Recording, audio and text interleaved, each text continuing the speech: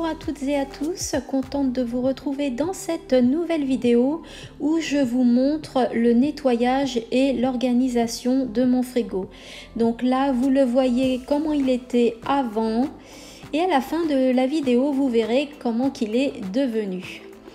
Donc voilà, donc tout est mal organisé, mal rangé, les aliments ne sont pas rangés à leur place. Et là, je vous montre les bacs que j'ai achetés pour pouvoir organiser l'intérieur de mon frigo. J'ai également acheté 4 bouteilles en verre avec un bouchon en liège. Je les aime beaucoup ces bouteilles-là. Et je les ai achetées chez Ikea au prix de 4,99 €. Alors je me suis équipée d'un sac isotherme que j'ai acheté à Action. D'ailleurs je vous en parle dans l'une de mes vidéos, je vous la mettrai en barre d'infos si vous voulez aller la voir. J'ai acheté ce sac là pour pouvoir y mettre l'alimentation que j'enlève du réfrigérateur le temps que je le nettoie. C'est pour quand même bien 30 minutes, donc il ne faut pas couper la chaîne de froid. Donc je commence à vider tout ce qu'il y a sur mes étagères et après je finirai par vider tout ce qu'il y a dans ma porte.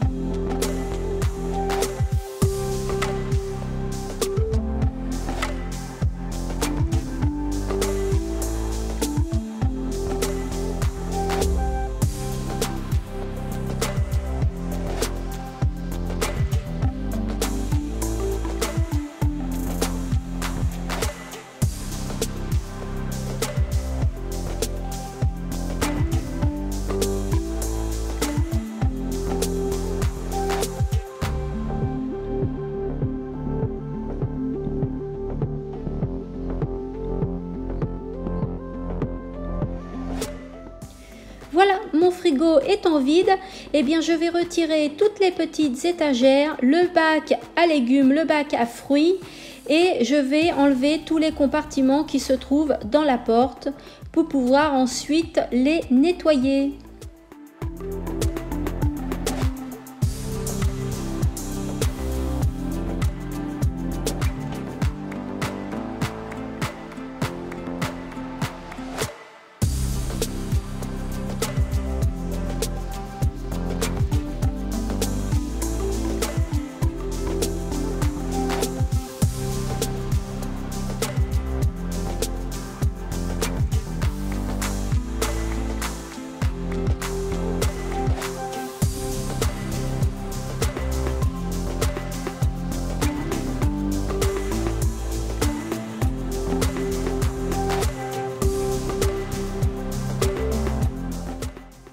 Alors je vais me servir du nettoyant multi-usage que j'ai réalisé moi-même. Donc il est à base de vinaigre, de bicarbonate de soude et un peu de citron. Donc c'est un excellent désinfectant et je m'en sers pour nettoyer tout mon frigo. Alors bien évidemment, évitez d'utiliser de la javel car forcément l'alimentation va être en contact et ce n'est pas du tout bon et pas sain pour la santé.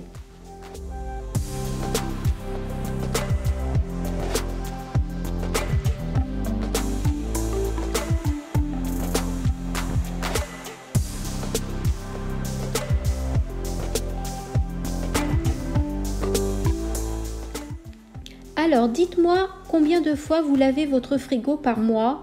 Moi je le lave une fois par mois, je pense que c'est raisonnable, sauf si il est sali un peu plus vite que d'habitude, je le lave plus tôt.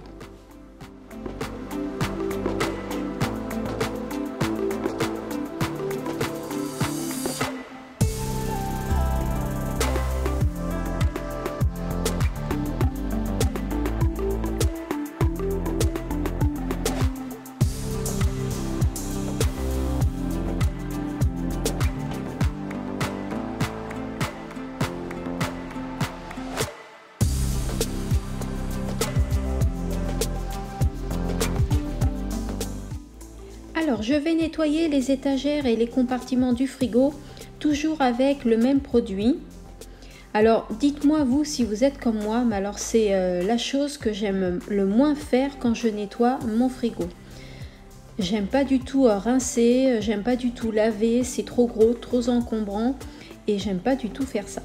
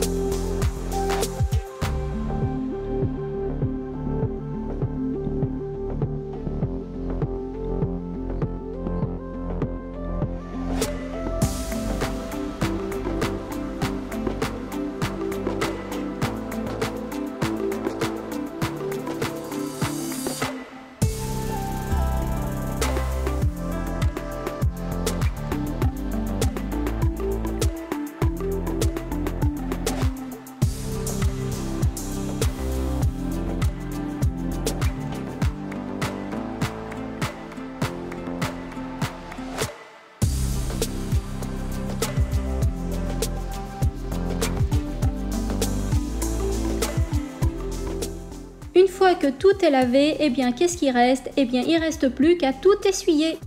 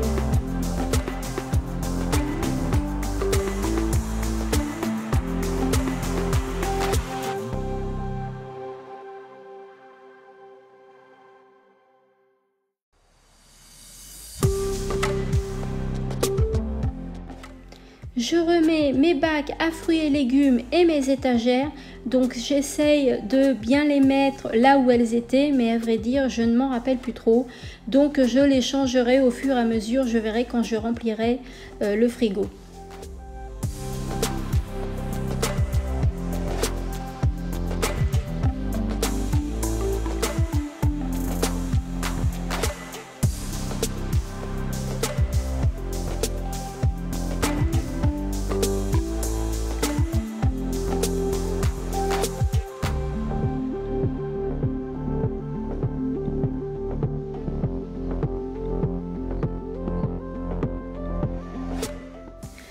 Alors maintenant, il ne me reste plus qu'à mettre les aliments dans le frigo, mais attention, il faut les ranger à leur place.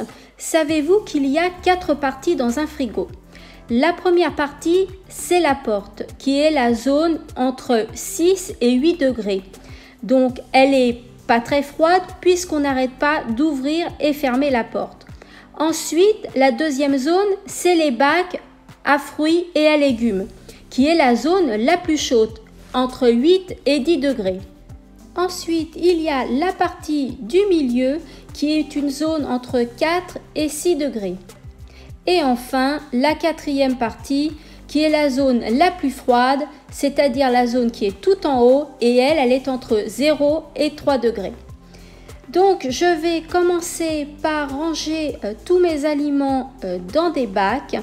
Donc, je vais avoir un bac à fromage, un bac pour les yaourts, un bac pour les crèmes fraîches, un bac pour la charcuterie.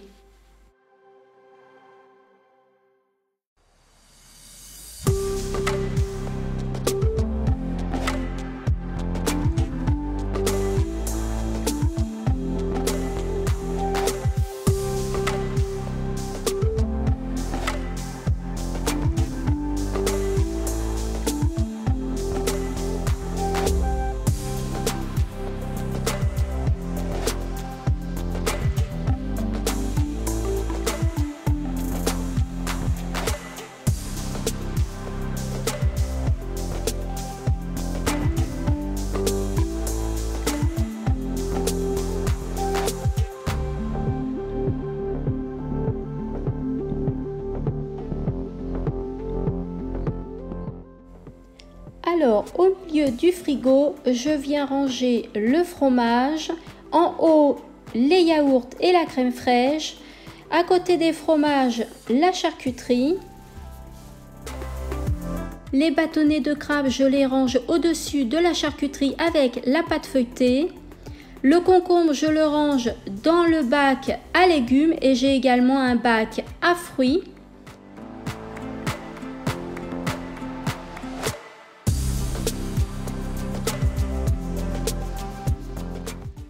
Je vais maintenant remplir mes bouteilles que j'aime beaucoup. Donc je commence par remplir ma petite bouteille de lait bio sans lactose. Ensuite, je remplirai le lait de mon mari. Alors vous allez me dire comment elle va faire pour reconnaître son lait et le lait de son mari. Eh bien moi, je vais me coller une petite étiquette en dessous de ma bouteille. Alors, j'ai une petite astuce à vous montrer. Vous voyez, le lait, quand vous le renversez normalement, ça éclabousse un peu partout. Il suffit juste de le verser avec la bouteille à l'envers. Et là, ça coule vraiment très très bien et il n'y a aucune éclaboussure.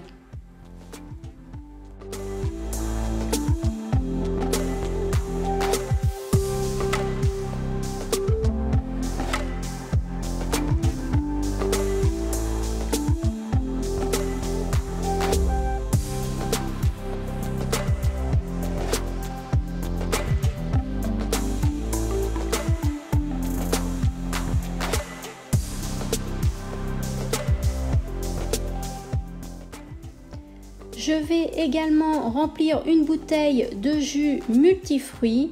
Alors toujours avec la même méthode, la bouteille dans le sens inverse. Et la quatrième bouteille, c'est pour y verser du jus de pomme, mais là, je n'en avais plus. Donc je vais attendre d'aller en course pour pouvoir verser la bouteille brique dans ma bouteille en verre.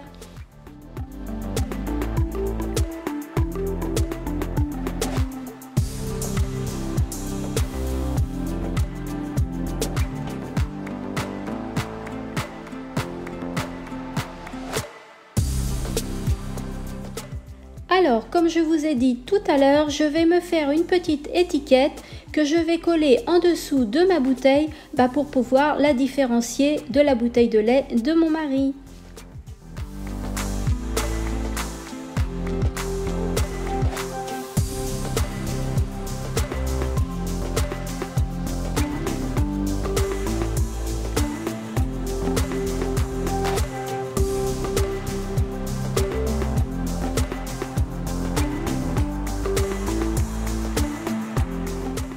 Alors je vous conseille d'enlever les emballages par exemple des yaourts, les emballages plastiques des fruits et des légumes car sinon ça va provoquer de l'humidité et les fruits et légumes vont pourrir trop vite.